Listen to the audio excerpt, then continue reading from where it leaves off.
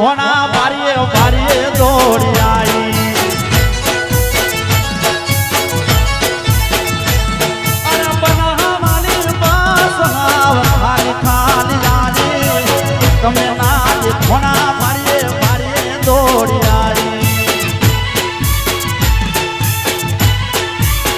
એ પછી બુલેટ લઈ બંકો તમને 80 તેડવા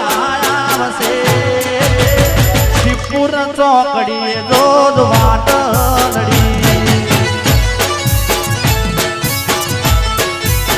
એ પછી બુલેટ લઈ બંકો તમને